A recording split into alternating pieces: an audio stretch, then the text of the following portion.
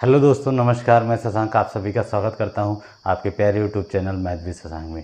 दोस्तों, कल है बीएड का पेपर, तो बीएड वालों के लिए पॉलिटी स्पेशल के 25 क्वेश्चन लाया हूं और मैं गारंटी के साथ दावा कर सकता हूं कि इसी 25 में से आपके पूरे क्वेश्चन आने वाले हैं। न टॉप 100, न टॉप 500, न टॉप 300, केवल टॉप 25 क्वेश्चन, केवल टॉप 25 क्वेश्चन, 25 क्वेश्चन। और मैं पूरे दावे के साथ कह सकता हूं कि आपकी जीएस पॉलिटी में जितने भी क्वेश्चन आएंगे इन्हीं 25 से आएंगे। तो चलिए दोस्त, समय न जाया करते हुए सीधे क्वेश्चन की तरफ बढ़ते हैं। जैसे पहला क्वेश्चन लिखा गया है कि किस एक्ट के तहत बंगाल में उच्चतम न्यायालय की स्थापना की गई थी। उच्चतम न्यायालय बना था बंगाल में 1774 में। तो ये किस एक्ट के तहत किया गया था? तो 1700 रेगुलेटिंग एक्ट 1773 के तहत। आपको सीधे क्वेश्चन लिखे हैं, जिसको क्वेश्चन के आंसर आते हैं वो अपना आंसर लिखते जाएं। वन लाइनर, कोई ऑप्शन नहीं। ऑप्शन होता तुक्का भी मार सकते हो, लेकिन यहाँ पे आप तभी लिख सकते हो जब इसके आपके एग्जैक्ट आंसर पते हों। तो पहले क्वेश्चन का आंसर है आपका रेगुलेटिंग एक्ट 1773। कौन सा इसका आंसर होगा? फटाफट मैं आंसर लिख दे रहा हूँ। रेगुलेटिंग एक्ट 1773 के तहत 1774 में बंगाल में उच्चतम न्यायालय की स्थापना की गई थी। ठीक है साथियों, दूसरे क्वेश्चन की तरफ बढ़ते हैं। भारत में द्वैध शासन की शुरुआत किस एक्ट के तहत हुई जो 1858 तक विद्यमान रही? किस एक्ट के तहत चली थी? तो पिट्स इंडिया एक्ट 1784 के तहत। पिट्स इंडिया एक्ट 1784 के तहत। पिट्स वन लाइनर है, सीधे आपको लिखना है Pitt's India act, Pitt's India act 1784। ये टॉप 25 ऐसे क्वेश्चन है साथी जहां से आपका पूरी पॉलिटी का मिला के है और इसमें से ही आपके पेपर में प्रश्न पूछे जाएंगे। गर्दा मचा दीजिएगा, गर्दा उड़ा दीजिएगा।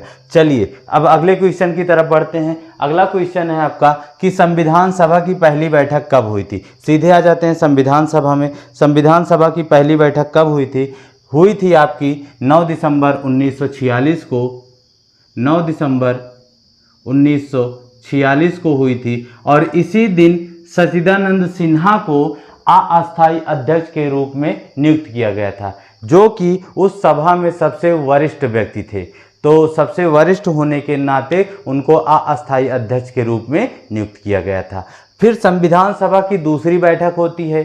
संविधान सभा की दूसरी बैठक कब होती है? 2 दिन के बाद 11 दिसंबर 1946 को होती है।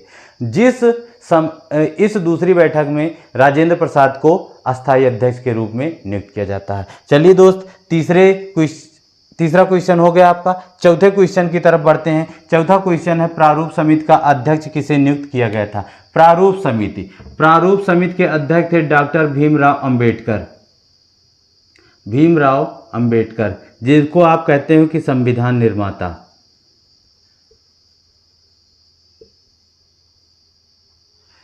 इसमें प्रारूप समिति में कुल मिला के 7 सदस्य थे। कुल मिला के कितने सदस्य थे साथी?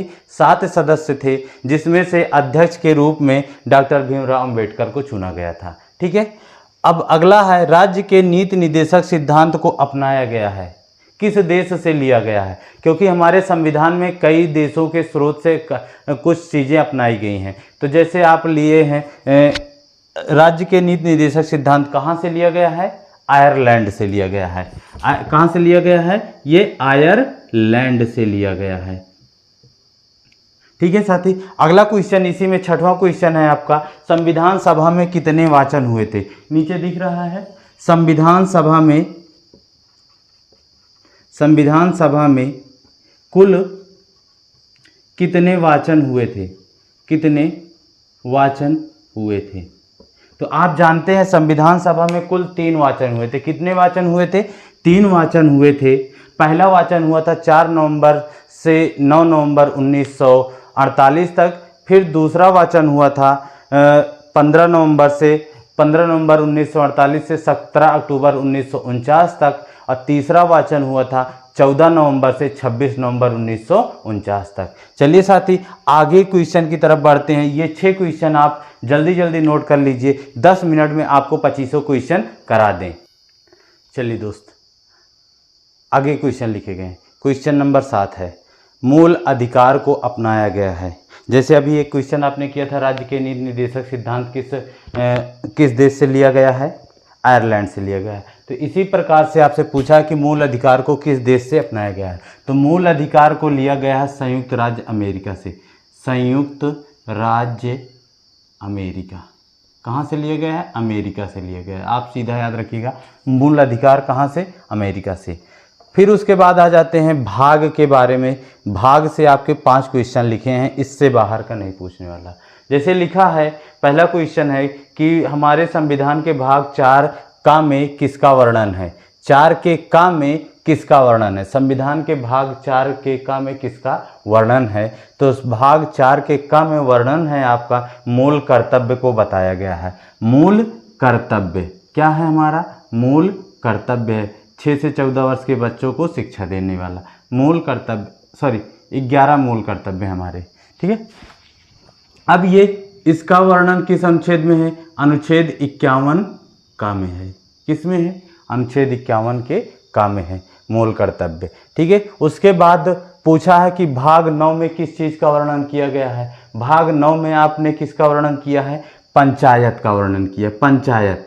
पंचायत। और अगर आपसे पूछ ले कि पंचायत का वर्णन अनुच्छेद में कहाँ से कहाँ तक है, तो 243 से 243 अड़ा तक है। 243 से 243 अड़ा तक है। अनुच्छेद में अगर आपसे पूछ ले तो 243 से 243 अड़ा तक है। कहाँ तक है बाबू? अड़ा तक है। ध्यान से पढ़ते चलना, इससे बाहर के आपके क्वेश्चन नहीं आने वाले। 100% 100% की बात कर रहा हूँ। बीएड कल आप गर्दा मचा के आओगे। उसके बाद कह रहा है कि भाग 15 में है निर्वाचन। क्या है? भाग 15 में निर्वाचन। और निर्वाचन 324 अनुच्छेद 324 से 329 का तक है। कहाँ तक है? 329 का तक, ठीक है साथी। उसके बाद भाग 18 में है आपका आपात उपबंध। क्या है? आपात उपबंध। अगर आपसे पूछ ले कि आपात उपबंध किस देश से लिया गया है, तो आप जान लीजिए उसको जर्मनी से लिए। आपात उपबंध कहाँ से लिया गया है? जर्मनी से। और किस भाग में है? भाग 18 में है। अनुच्छेद कहाँ से कहाँ तक है? 352 से 360 तक। 352 से 360 तक है, ठीक है। उसके बाद आता है भाग 20। भाग 20 में किसका वर्णन है? संविधान संशोधन का वर्णन है। भाग 20 में संविधान संशोधन का वर्णन है। और ये अनुच्छेद 368 है। कितना है अनुच्छेद? 368। चलिए दोस्त, ये थी तो भाग से क्वेश्चन। उसके बाद कह रहा है कि अनुच्छेद पे आ जाता है। अनुच्छेद में विधि के समक्ष समानता का अधिकार किस अनुच्छेद में है? विधि के समक्ष समानता का अधिकार किस अनुच्छेद में है? तो अनुच्छेद नंबर 14। कौन सा अनुच्छेद? अनुच्छेद नंबर 14 में विधि के समक्ष समानता का अधिकार दिया गया है। फिर अगला क्वेश्चन है, प्राण एवं दैहिक स्वतंत्रता किस अनुच्छेद में है? प्राण एवं दैहिक स्वतंत्रता किस अनुच्छेद में? अनुच्छेद नंबर कौन सा है? आप पढ़े होंगे 21। अनुच्छेद नंबर 21। किस अनुच्छेद में? अनुच्छेद नंबर 21। तो प्यारे साथियों, ये थे आपके 14 तक के क्वेश्चन। फटाफट 1-1 सेकंड 10-10 सेकंड में आप ये क्वेश्चन याद करते जाइए। आपके पेपर में कल देखने को मिलेगा ही मिलेगा। तो आज रात में 10 मिनट का समय देकर इस वीडियो को देख लीजिए। 2 की स्पीड में करके देखिए, कोई दिक्कत नहीं। लेकिन ये क्वेश्चन ध्यान रखना, याद करके जाना, नहीं तो कल पेपर में पछताओगे, इसकी बात की गारंटी है। चलिए दोस्त, आगे क्वेश्चन लिखते हैं। आगे क्वेश्चन चलो दोस्त, आगे के क्वेश्चन लिखे गए हैं। 14 तक हो गया था। क्वेश्चन नंबर 15 से है, संविधान की आत्मा डॉक्टर भीमराव अंबेडकर के अनुसार किस अनुच्छेद को कहा जाता है? डॉक्टर भीमराव अंबेडकर ने संविधान की आत्मा बताया था अनुच्छेद किसको? अनुच्छेद 32 को। किसको बताया था? अनुच्छेद 32 को बताया था। किसको बताया था? अनुच्छेद 32 में है क्या? संवैधानिक उपचारों का अधिकार है। किसका है? संवैधानिक उपचारों का अधिकार है। चलिए आगे बढ़ते हैं। ग्राम पंचायत का गठन किया गया है, किस अनुच्छेद के तहत किया गया है? ग्राम पंचायत का गठन किस अनुच्छेद के तहत किया गया है?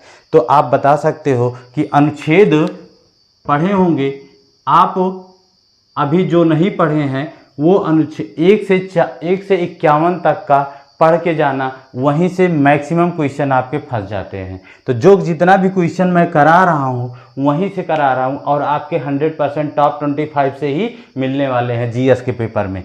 चलिए, राष्ट्रपति पर महाभियोग लगाया जाता है। राष्ट्रपति जब अपने मनमानी का काम करता है तो उस पर हम महाभियोग भी लगा सकते हैं। तो किस अनुच्छेद के तहत लगा सकते हैं? अनुच्छेद 61 के तहत, अनुच्छेद 61 के तहत राष्ट्रपति पर महाभियोग लगाया जा सकता है। किसके तहत? 61 के तहत, अनुच्छेद 61 के तहत राष्ट्रपति पर महाभियोग लगाया जा सकता है। ठीक है साथियों, आगे बढ़ते हैं। अगला क्वेश्चन है, धन विधेयक की परिभाषा किस अनुच्छेद में दी गई है? धन विधेयक की परिभाषा किस अनुच्छेद में दी गई? और आप इसको IMP लिख लेना, ये बहुत बार पूछा गया है। अनुच्छेद 110 के तहत, अनुच्छेद 110 में धन विधेयक की परिभाषा दी गई है।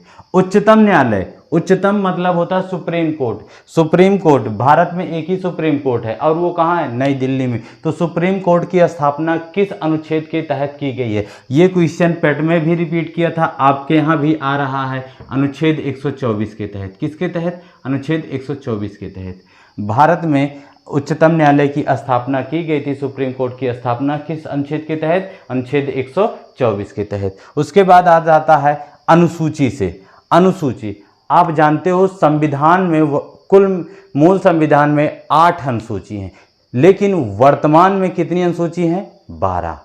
कितनी अनुसूची हैं? 12। तो उन अनुसूचियों से आपके प्रश्न बनता है, तो 9वीं अनुसूची कब जोड़ी गई थी? आपसे पूछ लेता है कि 8 तो मूल में थी, लेकिन उसके बाद 9वीं अनुसूची कब जोड़ी गई? तो 9वीं अनुसूची प्रथम संविधान संशोधन 1951 द्वारा जोड़ी गई थी। कब जोड़ी गई थी? फर्स्ट अमेंडमेंट कॉन्स्टिट्यूशन 1951, प्रथम संविधान संशोधन 1951 में जोड़ी गई। कब जोड़ी गई? 1951 में। उसके बाद पूछता है, रेलवे पुलिस तथा भूमि सुधार किस अनुसूची यानी सूची में आते हैं? देखो, सूची होती है समवर्ती सूची, जो कि अनुसूची नंबर 7 में शक्तियों का बंटवारा किया गया है। संघ सूची, राज्य सूची, समवर्ती सूची, 3 सूचियां हैं। तो 3 सूचियों के अंतर्गत पूछा, रेलवे पुलिस तथा भूमि सुधार किस सूची के विषय हैं? राज्य सूची के हैं, समवर्ती सूची के हैं कि संघ सूची के विषय हैं? तो आप जानते हो कि ये सभी रेलवे पुलिस हो गया, ये किसके हैं? राज्य सूची के विषय हैं। किसके हैं? राज्य सूची के, स्टेट गवर्नमेंट, स्टेट के राज्य सूची के हैं। ठीक है, इस पर कानून राज्य बनाता है। इन सभी पर कानून कौन बनाता है? राज्य बनाता है। लेकिन जनसंख्या नियंत्रण, अगला क्वेश्चन है, जनसंख्या नियंत्रण परिवार नियोजन किस सूची का विषय है? जनसंख्या नियंत्रण परिवार नियोजन किस सूची का विषय है? ये है आपका भैया समवर्ती सूची का विषय। समवर्ती सूची का विषय है। इस पर राज्य भी कानून बना सकता है और केंद्र तो बनाता ही है। तो ये है किस सूची का विषय?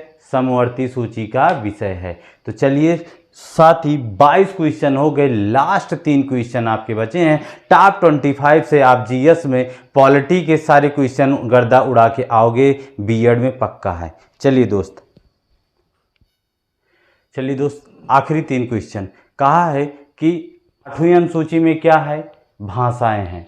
8वीं अनुसूची में क्या है? भाषा है। 7वीं अनुसूची में क्या था? शक्तियों का बंटवारा था। 8वीं में भाषा है। ठीक है, तो जब भाषा आ गई 8वीं अनुसूची में, तो सबसे पहले कुल मिला के 14 भाषा थी। उसके बाद संशोधन करके कुछ भाषाएं जोड़ी गई। तो वही पूछा है कि 8वीं अनुसूची में सबसे पहले किस भाषा को जोड़ा गया था? तो सबसे पहले आपने जोड़ा था सिंधी भाषा को। किस भाषा को? सिंधी भाषा को जोड़ा था। और कौन सा संविधान संशोधन करके? 21वां संविधान संशोधन करके। किस भाषा को जोड़ा था? सिंधी भाषा को जोड़ा गया था। कौन सा संविधान संशोधन करके? 21वां संविधान संशोधन 1967 के द्वारा। ठीक है, उसके बाद कोंकणी जोड़ी गई थी। कोंकणी फिर जोड़ी गई थी। सिंधी के बाद कोंकणी, फिर मणिपुरी,